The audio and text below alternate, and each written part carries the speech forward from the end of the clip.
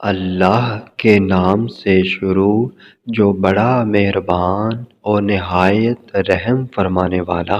بخاری و مسلم میں باروایت ام المومنین صدیقہ رضی اللہ تعالیٰ عنہا مروی کہ انصار کی ایک عورت نے رسول اللہ صلی اللہ تعالیٰ علیہ وآلہ وسلم سے حیض کے بعد نہانے کا سوال کیا۔ اس کو کیفیت غسل کی تعلیم فرمائی، پھر فرمایا کہ مشک آلودہ ایک ٹکڑا لے کر اس سے طہارت کر۔ عرض کی کیسے اس سے طہارت کروں؟ فرمایا اس سے طہارت کر۔ عرض کی کیسے اس سے طہارت کروں؟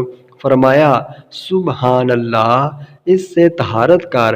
ام المومنین فرماتی ہیں میں نے اسے اپنی طرف کھینچ کر کہا اس سے خون کے اثر کو صاف کر۔ امام مسلم نے ام المومنین ام سلمہ رضی اللہ تعالیٰ عنہا سے روایت کی، فرماتی ہیں میں نے عرض کی یا رسول اللہ، میں اپنے سر کی چوٹی مضبوط گوندتی ہوں تو کیا غسل جنابت کے لیے اسے کھول ڈالوں؟